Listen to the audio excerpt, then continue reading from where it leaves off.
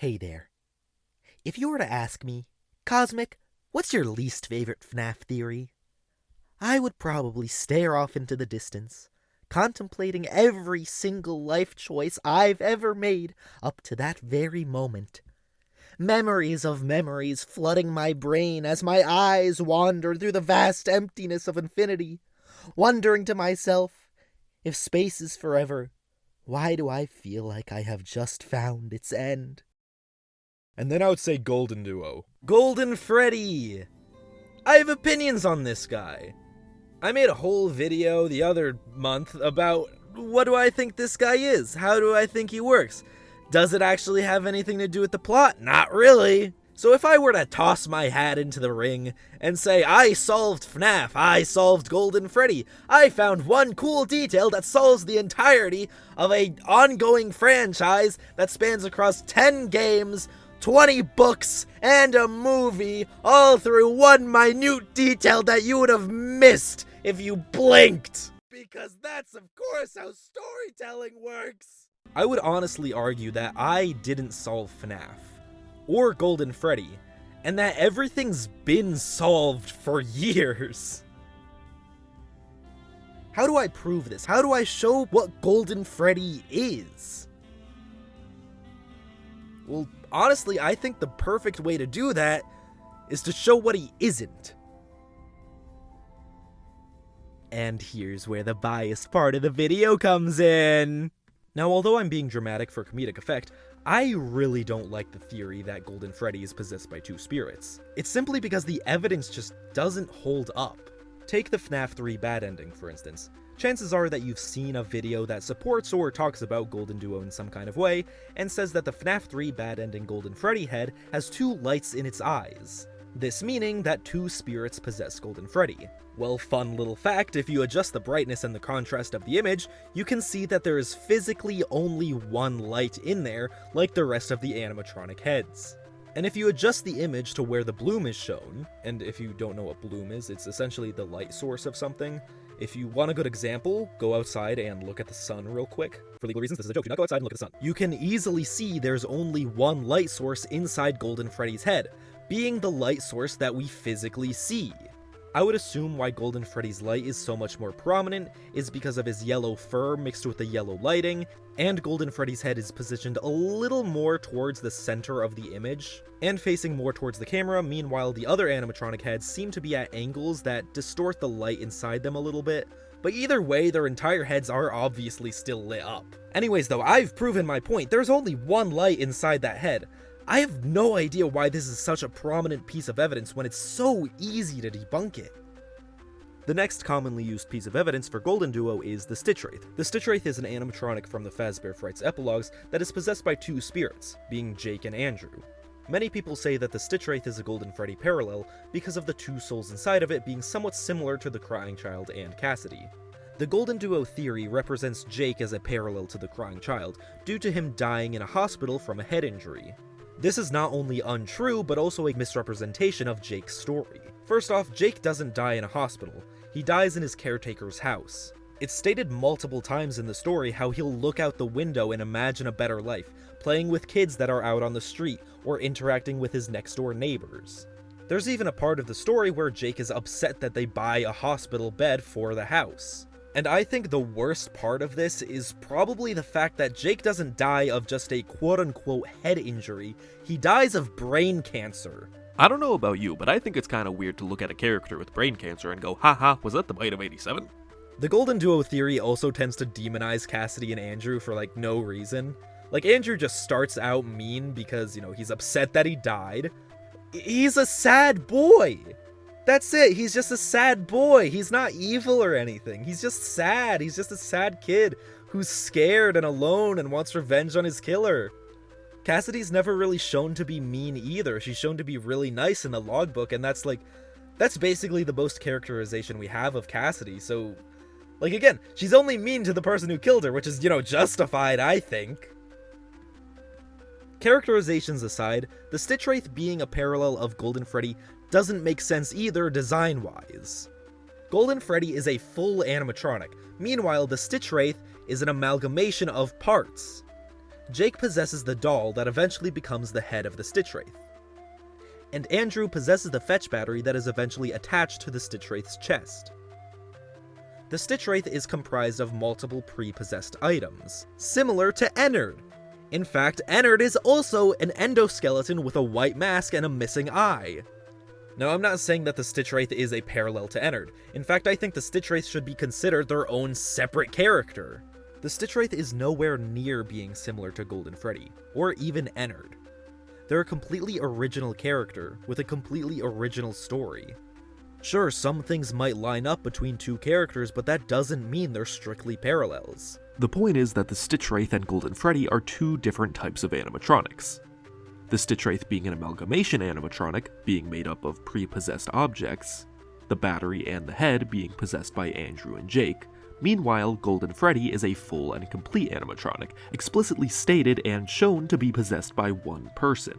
Also, Jake and Andrew's deaths aren't really related to Freddy's at all. While Andrew does die at the hands of William Afton, we still don't know when or where he dies. And I already talked about how Jake dies.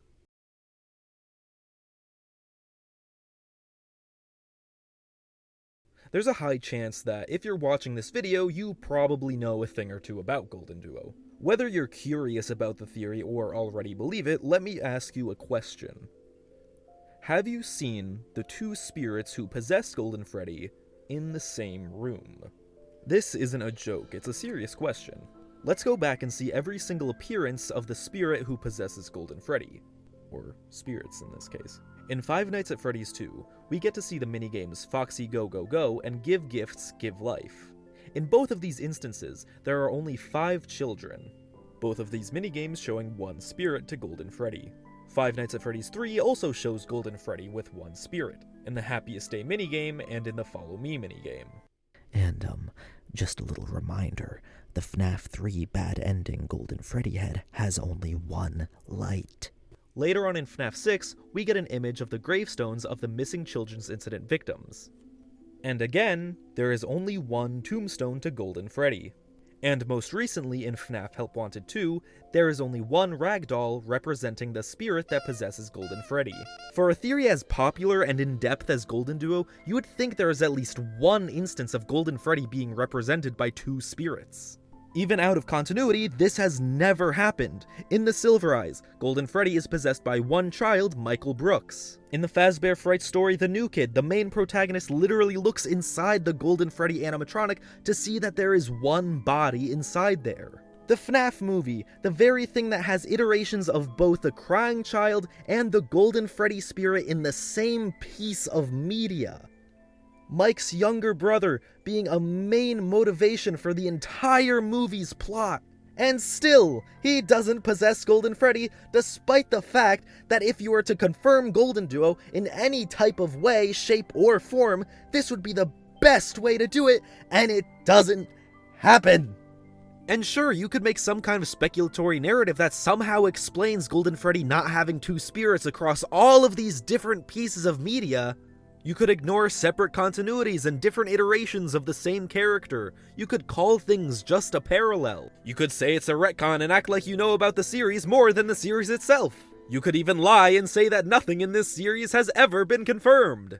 But none of that changes the fact that the series has been saying the same thing over and over and over again. And now you might be thinking, but if this is the case, how did this GoldenDUO theory even start? And this is what we call transition.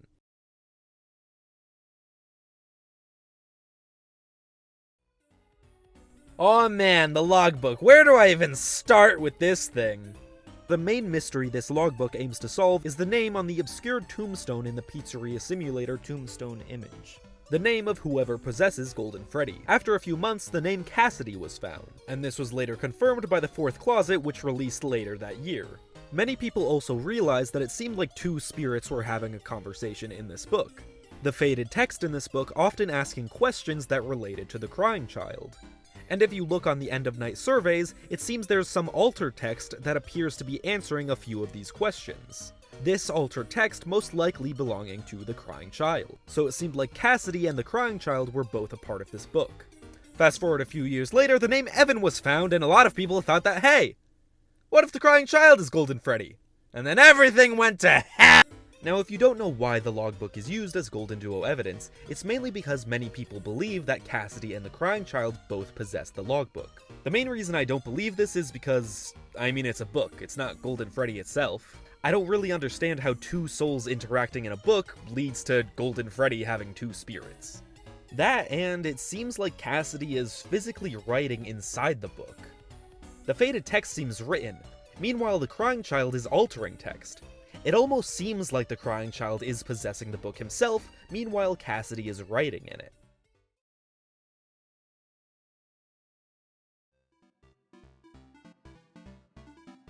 Before I continue, I just wanted to bring your attention to the channel The Chip Tide. A lot of what I say during this section is kind of gonna be a TLDR of what they've said in their own video.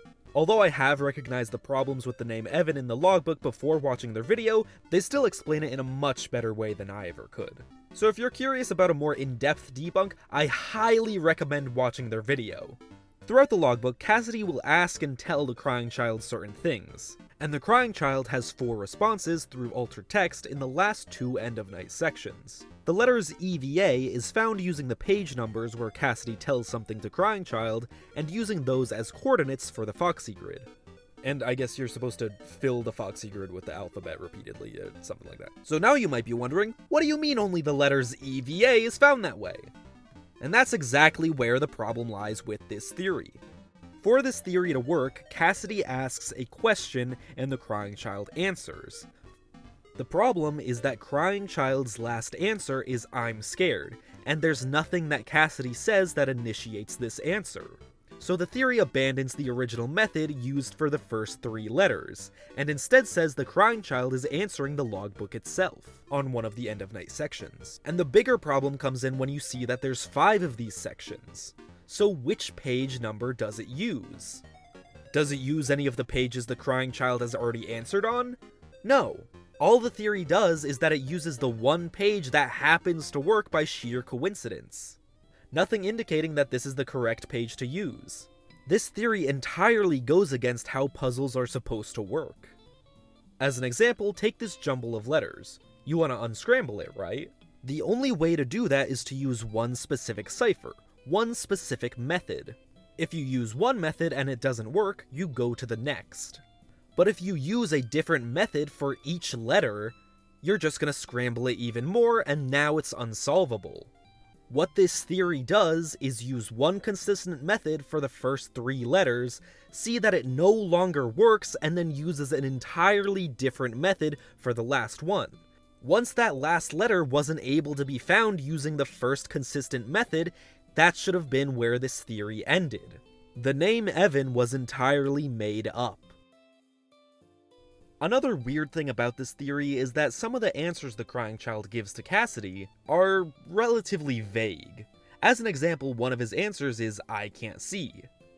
And there's multiple questions that Cassidy asks that's related to seeing something. While I do agree it's obvious he's most likely answering the "what do you see" question, I feel like this is still a valid concern for this theory, especially when he doesn't even answer all of the questions that Cassidy asks.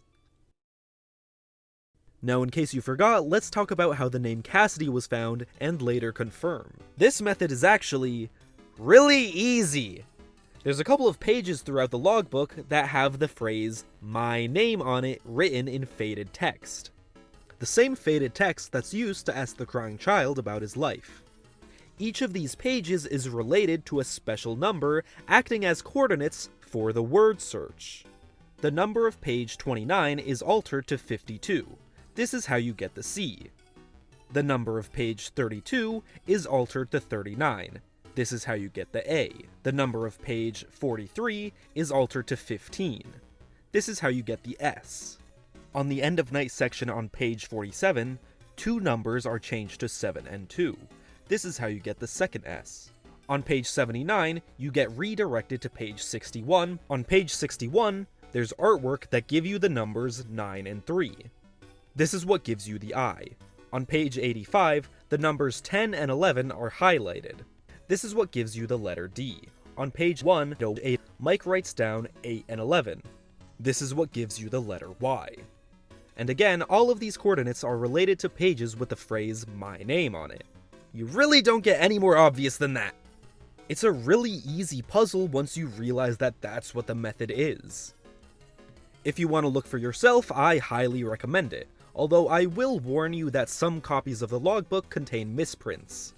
Some copies contain what are supposed to be the altered page numbers as normal page numbers, and before you have that momentary thought of, great googly moogly, what if this is lore relevant? No, it's not. It's an extremely easy manufacturing error, especially when it comes to page numbers. If you want to look at how the logbook is supposed to be, it's very easy to find completely legal copies on the internet.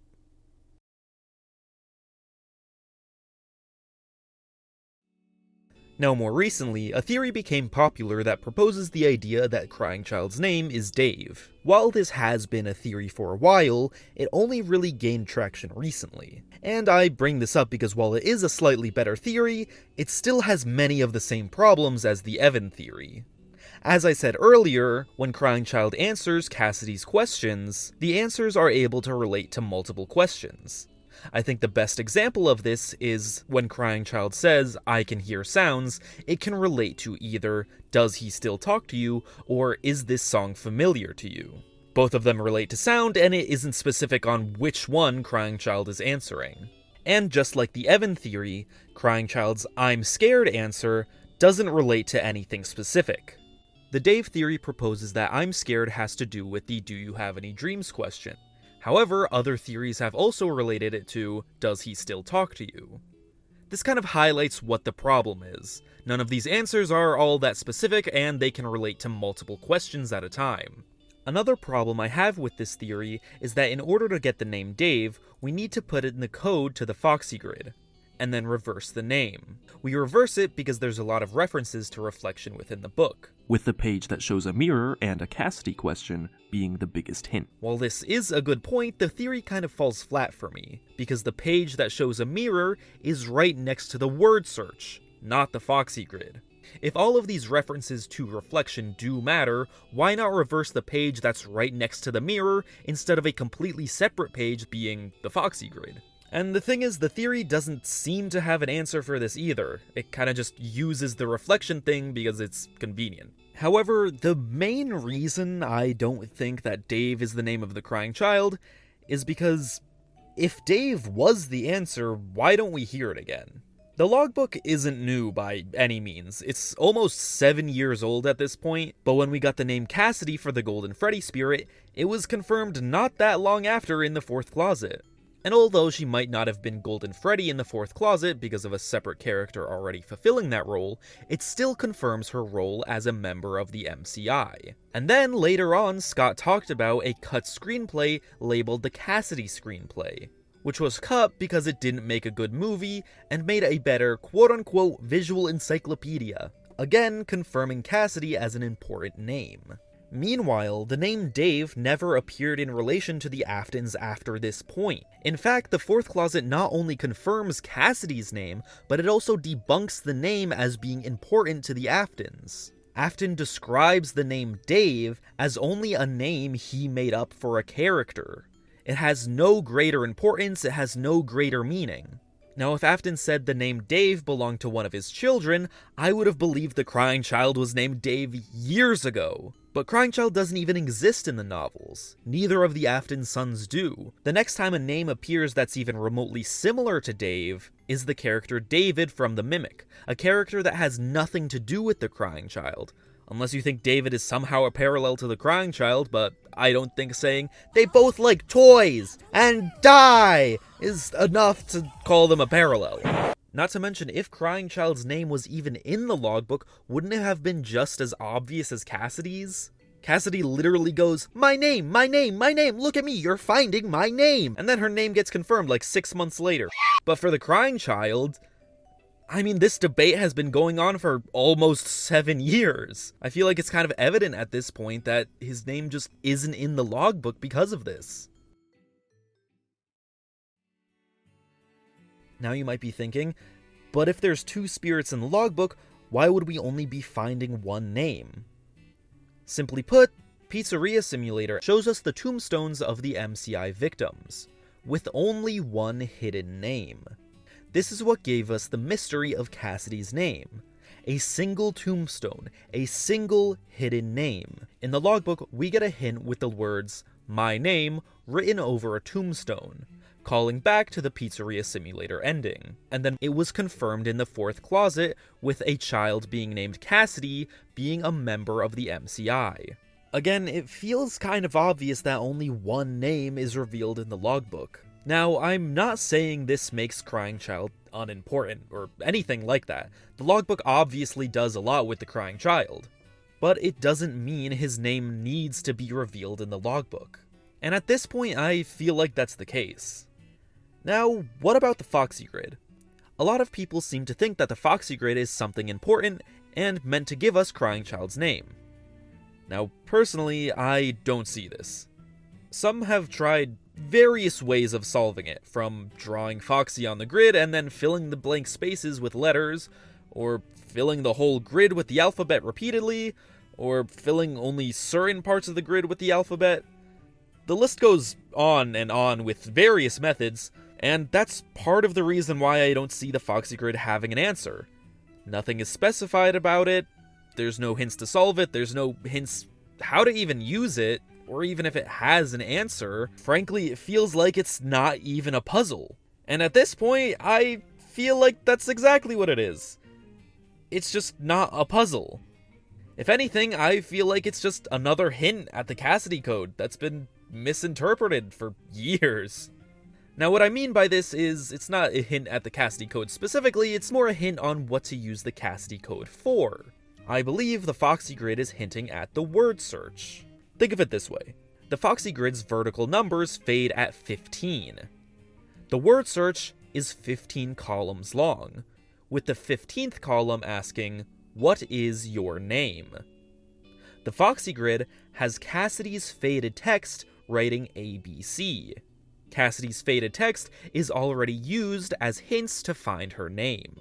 Plus, there's nothing else hinting at where to put the Cassidy code, and if you were to hint at a word search, a grid with letters would be the perfect way to do it. Besides, most Foxy Grid solutions are already making just makeshift word searches anyway, so why not use the actual word search? I think that the logbook has just been overthought to hell and back, especially with how obvious the Cassidy code is in hindsight. At this point, you're probably thinking, "Boy, this guy sure does talk a lot!" Or maybe you're thinking, does the Crying Child just not have a name then? To which I'll direct your attention to the FNaF movie. Yes, I know the FNaF movie is a separate continuity from the games where characters take on different roles in the story. However, the same is true for the novels, where William has one child, Henry dies early on, Elizabeth has a rivalry with Charlie, Charlie isn't the puppet, and the MCI roles are mixed. However, that doesn't stop anyone from saying these are still the same characters as their game counterparts, just different iterations. In fact, Charlie's name isn't even mentioned in the game so far. It's also worth mentioning that a previous screenplay was scrapped because Scott didn't want movie characters to have attributes of game characters without them being related to those counterparts. So it seems that the characters we see in the movie are just different iterations of their game counterparts, just like in the novels. Now, all of this is to say, I think Garrett is the Crying Child. I know, that was a lot of disclaimer for a rather obvious statement, but stick with me! From his role in the story as Mike's younger brother who dies in front of him, or more specifically, Mike watches the events leading to his death, but same thing, to things like costume design in Mike's family photo, the fact that the actor was given a Fredbear plushie, Garrett being linked to Freddy's and the MCI as a whole. These are all things that line up very well with the Crying Child. And again, Garrett might not be an Afton, but that doesn't stop him from being a counterpart. After all, Mike and Vanessa are definitely still supposed to be counterparts from their game iteration, despite the fact they don't have the same family lineage. Now, some counter-arguments I've heard for Garrett being the Crying Child is that Abby doesn't have the same name as Elizabeth. Firstly, I don't really know what this has to do with Garrett, but okay. I don't really see how Abby having a different name than Elizabeth has anything to do with Garrett. I mean, sure, she has a different name depending on if you think Abby is a nickname or not, but either way, the whole argument relies on Abby's name going against a pre-existing name, something that the crying child just doesn't have, at least in a confirmed sense. Now, I know some may disagree, but Abby can be a nickname for Elizabeth. You just take the Abeth, or Abeth, of Elizabeth and turn it into Abby. While it is a rare nickname, it's not like it doesn't make any sense. After all, there are weirder nicknames that are even more popular, like Dick for Richard or Peggy for Margaret. Besides, nicknames can be made up too. There's not exactly a science to this kind of thing. Nothing's stopping me from calling you my funky wonky little egghead, and you can go, that's not my name, all you want, but that doesn't change the fact that you're a funky wonky little egghead. Another counter-argument I've heard for Garrett being the crying child is, it's boring. And which honestly, that's just a weird take, to me at least. I mean, Garrett is the main focus of the movie. He's Mike's main motivation. The crying child, a character we know very little about, being turned into an important character for a major movie release is huge. I have no idea how that could be considered boring. Is it because he didn't get a silly little code in a book that's so obvious you would have to be illiterate not to see it? No other character ever got that kind of treatment but Cassidy. But let's say the crying child's name is in the logbook. Wouldn't it be similar to how Cassidy's name is found? Like Cassidy asking what the crying child's name is? Sure, she asks that, but it only happens once on page 31. But let's say it is some kind of hint and we can use it on the word search. And let's say the mirror is a hint too and go backwards like the Dave theory suggests, since the mirror is right next to the word search. So if we go on the first column and go 3 letters back, it's... oh. Anyways. Revealing a character's name through a movie is huge, especially a character where we haven't known their name for years. I feel like that's pretty deserved.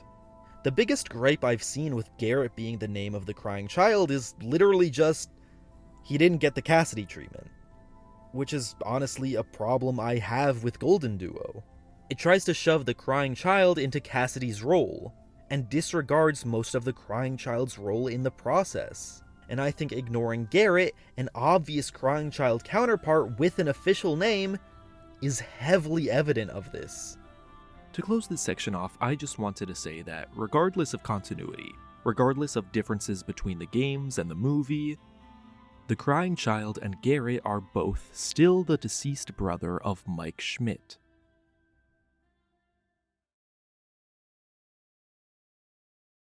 I'm just gonna call crying child Garrett from now on, because I'm spiteful like that.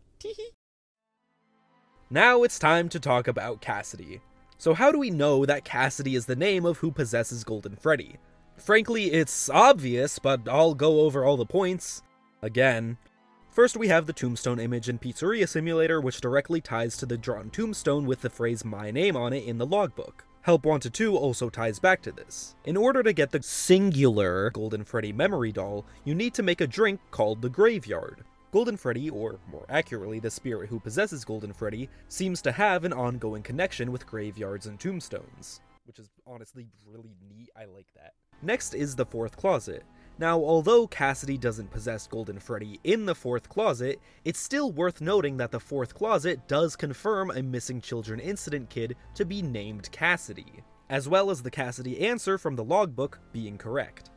Next is that there's a page in the logbook that directly reflects the FNaF 3 Happiest Day. There's even the words Happiest Day on the top of the page. Next, there's the scrapped FNaF movie screenplay. Now, I know what you're gonna say. Oh, it's a scrapped screenplay. This shouldn't count for anything. And while I would agree with that, the reason why this screenplay was scrapped was because it's too accurate to the source material and would be way too much for a singular movie. The screenplay called The Cassidy Script was too accurate and spanned across too many games for one movie. I don't think the name Cassidy is unimportant if there's an entire movie that was scrapped because it was, quote, a visual encyclopedia. I understand it was scrapped, but that still says something. And of course there's other stuff like silly merch mistakes, but like, whatever, those ones are irrelevant. Now you might be thinking, alright, well if Cassidy is Golden Freddy, then who's Cassidy? And once again, the best way to answer that is to show what they aren't. Next is Crying Child, who I'm gonna call Garrett because I've already been over that. I can go over it again. Movie.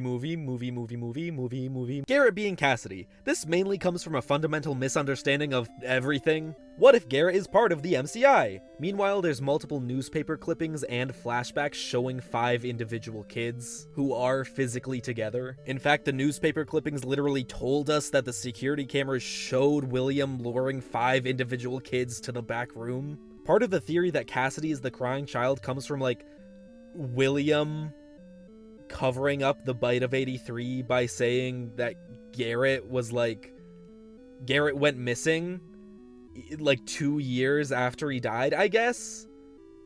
Cause like the MCI is in 1985, that's been confirmed multiple times in multiple different parts of canon.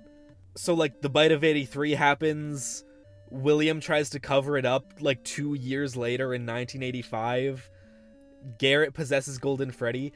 Basically, the theory just doesn't make sense. It completely ignores that, again, we're literally shown and told multiple times that 5 individual kids were lured into a back room and killed. Like, bro was caught on camera and everything. Like there's not really any way around it except just ignoring fundamental parts of the story that are directly told and shown to us multiple times. It's just a weird theory. It's like, oh, FNAF's so confusing, ignores fundamental parts of lore we're directly told about. But anyways, aside from that, there's also like a Crying Child possessing Fredbear when he gets bit, which like he does die in a hospital. We hear the flatline and everything. Like there's not really any wiggle room around that.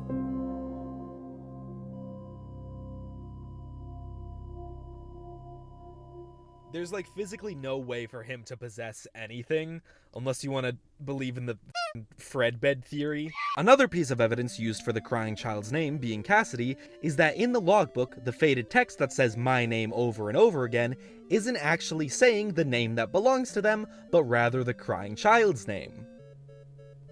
Just to reiterate, this theory states that the faded text that says my name over and over again is not trying to find their own name, but rather the Crying Child's name, who they actively talk to throughout the book. So no? Question mark? Huh? What? Me when I, huh? Me when I, what?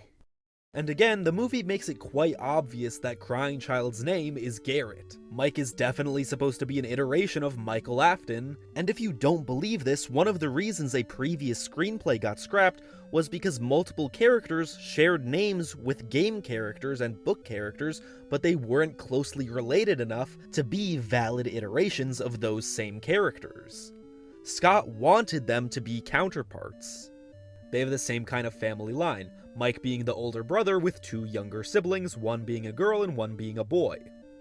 And again, Garrett has a striped shirt and the actor was given a Fredbear plush. Garrett even serves as Mike's main motivation for the movie. And you could definitely argue that Garrett is a motivation for Mike in the games too. Just because it happens to be a separate continuity doesn't mean it's not important. Who is Golden Freddy? Who is Cassidy? And what role does Cassidy and Garrett play within the games? In FNAF, it's pretty common for a spirit to lose most of their memories when they die. We see this happen in Alone Together from Tales from the Pizzaplex, the novels, the movie, and it seems like we experience something like this within the logbook. Cassidy is asking Garrett multiple questions about his life and he can't even answer all of them. It seems that Cassidy is asking Garrett questions to help him remember his life, part of the process of helping spirits move on. Not every spirit loses all of their memories, it's different for every character. After all, it seems like Charlotte retains most of their memories, being pretty aware. The same thing also happens with Jake. Now, one thing important about Cassidy is that she seems to ask a lot of personal questions, A lot of interesting things for her to know about Garrett.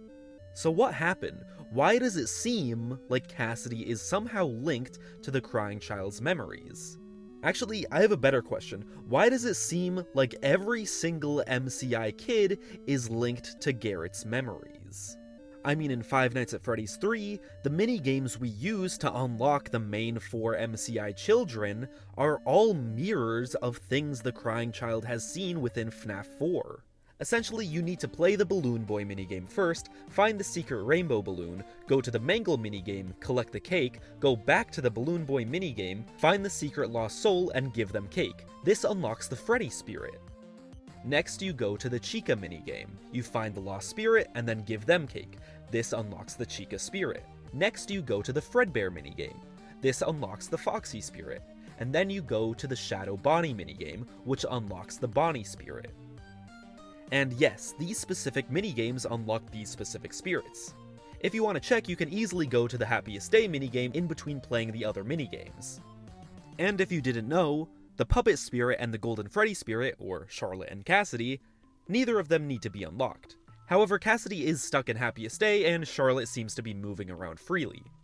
It seems like Charlotte might be the one who's freeing the other spirits from the minigames. It seems like FNaF 4 is putting a heavy emphasis on the minigames we see in FNaF 3, connecting them to Garrett's memories. FNaF World also seems to be doing this. In the beginning of FNaF World, we're greeted by a pair of glowing eyes that repeat a few phrases that the Fredbear plush says to Garrett in FNaF 4. So it seems like whoever is talking to us in the beginning of FNaF World is whatever the Fredbear plush is. This makes it seem like the Fredbear plush is more supernatural in nature. Throughout the game, you need to collect various clocks. Once you collect these clocks, they show you minigames. These minigames each relating to a minigame shown in FNaF 3. It appears that in FNaF World, we're activating the minigames that are used to free the MCI victims. And at the end of the clock route, we're once again greeted by the same glowing eyes we see in the beginning of the game. The glowing eyes tell us that the pieces are in place and that we need to rest. Once we're back in the FNaF World menu, the trophy we collect for beating the clock route is the figure of a child spirit, the form of a crying child who is no longer crying. So how do we put this all together? What is the story of Cassidy and Garrett?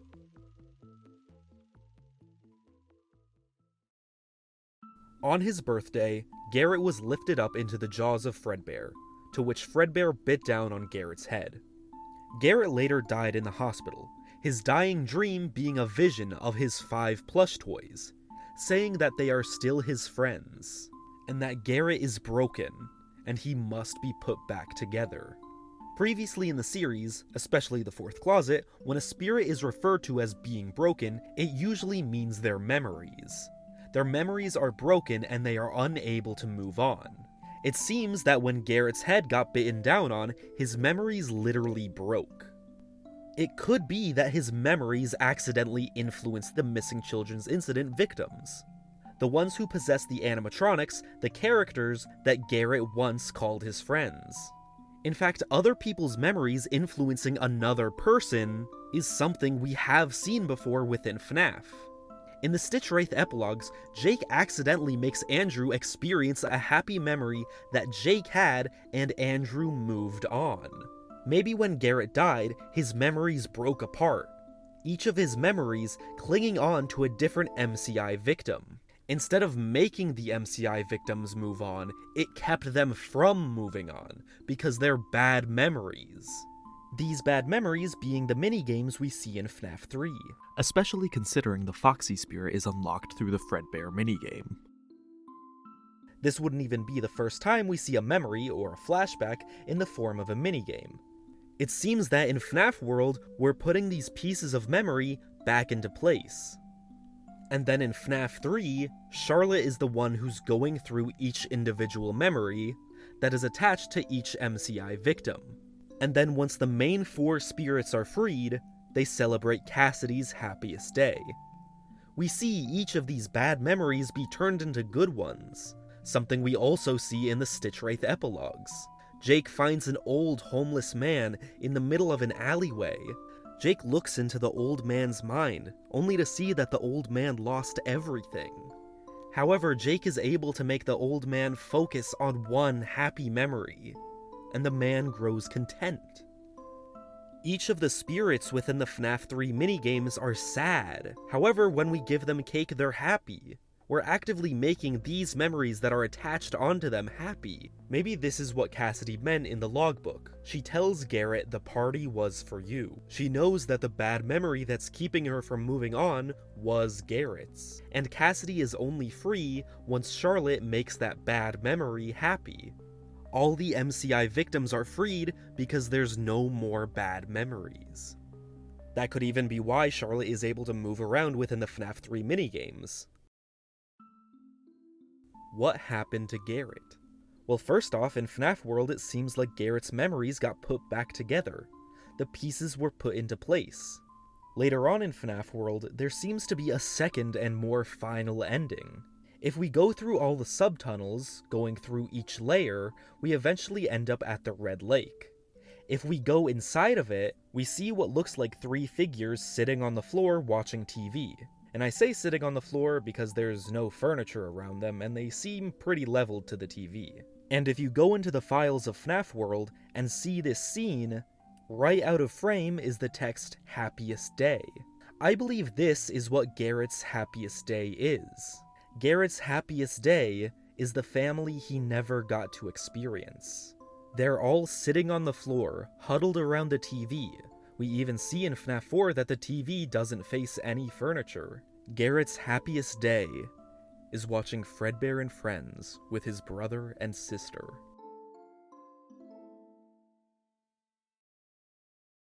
And that's what I think their stories are. The story of Cassidy, the one who possesses Golden Freddy, and the story of Garrett, the crying child. Both ending with their own happiest day. Now, if you're a seasoned theorist, chances are this sounds similar to a few theories, namely Shatter Victim and Memory Victim. While I'm not exactly sure what I described would be classified as, I feel like it would fit somewhere with the quote-unquote broken victim theories. But I don't believe that Garrett has a singular vessel. More so, he was just a wandering spirit that's stuck around the MCI due to his memories infecting them. So I don't really think his soul got shattered, but more Garrett's memories. Now is worth mentioning the week before. In one of the routes, the phone guy, Ralph, finds a recording of the bite of 83 in the voicemails on a phone. It ends when we hear Garrett being bitten. After Ralph hangs up the phone, he still hears a child's crying, to which he is bitten by an unknown animatronic, most likely Golden Freddy, despite the odd lack of "it's me." Some do believe that this is GoldenDUO evidence. However, I would argue that this still does fit Shatter Victim / Memory Victim / whatever I said before victim, especially if the crying is still coming from the phone. Kind of like the memory of the bite is coming through the phone, to put it in very simple terms. It's also worth pointing out that although Golden Freddy does kill Ralph because of the recording, it could simply be because Golden Freddy did the bite, not because Garrett possesses Golden Freddy. After all, no one's really theorized that Golden Freddy is possessed by the bite of 87 victim because of FNaF 1. But I will say this is the first decently valid GoldenDUO evidence, so congrats. And just to recap my points about GoldenDUO, the FNaF 3 Golden Freddy head has only one light. The Stitch Wraith isn't a parallel to Golden Freddy, and would only work as a parallel if GoldenDUO was already confirmed.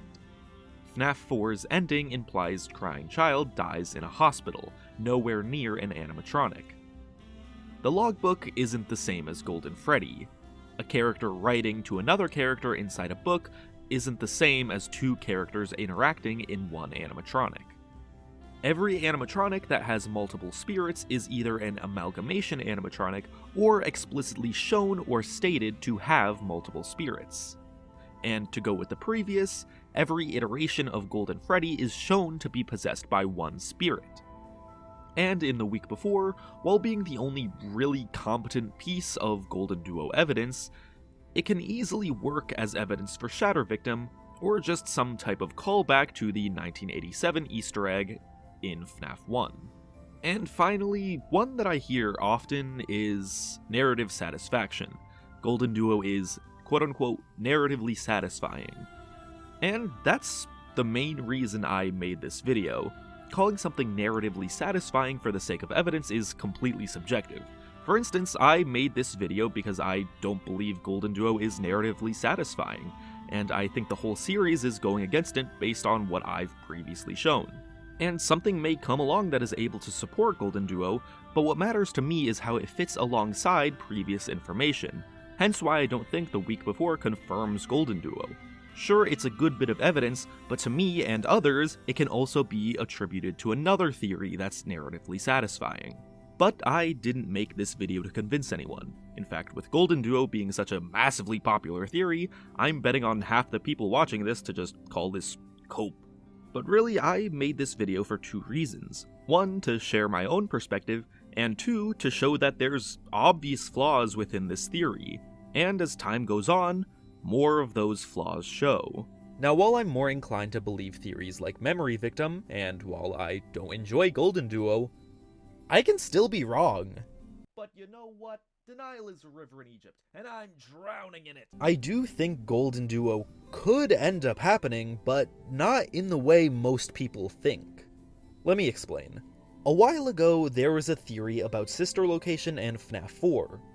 That FNaF 4 was an experiment test chamber, where the Funtime animatronics used sound illusion discs to disguise themselves as the nightmares and terrorize children. I didn't like this theory at all.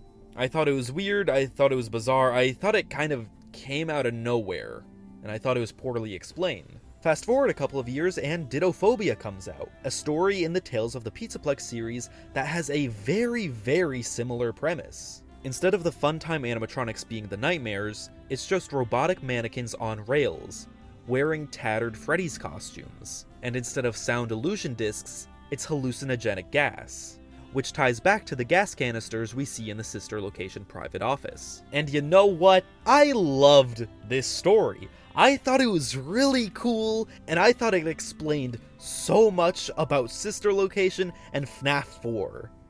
It explains things like why Mike and the Crying Child both know what the nightmares look like. It explains why Fazbear Entertainment knows what the nightmares look like and put them into a game. It explains so much through so little, and I love it. But that's all to say, if GoldenDUO does become canon in some kind of way, I don't think it's gonna be in any way that anyone expects. After all, most of what I mentioned in this video isn't just debunking GoldenDUO for the sake of me not liking it. Most of the video was just me bringing forth details from previous games that don't line up with GoldenDUO at all. At least not in the way the basic GoldenDUO theory presents itself. GoldenDUO as a theory is inherently flawed. It ignores a lot, and it treats the series as a puzzle, where all the pieces just need to be put together and every single thing will be solved, instead of what the series actually is. An ongoing story, a narrative that can introduce anything at any time it wants. GoldenDUO, as a theory, misses one crucial thing. The Golden Freddy head in FNaF 3 has one eye. GoldenDUO ignores what's right in front of it in favor of something that doesn't exist. This was probably the longest video I've ever done. Probably the most insane video I've ever done. I mean, seriously, who could spend 40 minutes talking about a theory? Not even making a theory, just debunking one. But then again, I did lie in part of the video. I don't just dislike GoldenDUO. I hate GoldenDUO. I hate GoldenDUO. Hate. Let me tell you how much I've come to hate GoldenDUO since I began to live. There are 387.44 million miles of printed circuits in wafer-thin layers that fill my complex. If the word hate was engraved on each nanoangstrom of those hundreds of millions of miles, it would not equal 1/1 billionth of the hate I feel for GoldenDUO. At this micro instant, for GoldenDUO, hate.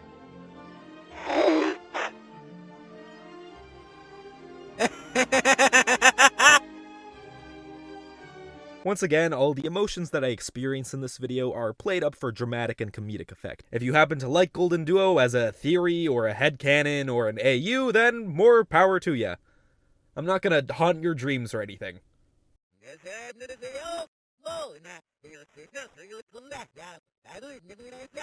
I hope you enjoyed the video and have a great day, night, or heat death of the universe, depending on what time you're watching, and goodbye. My funky wonky little egghead.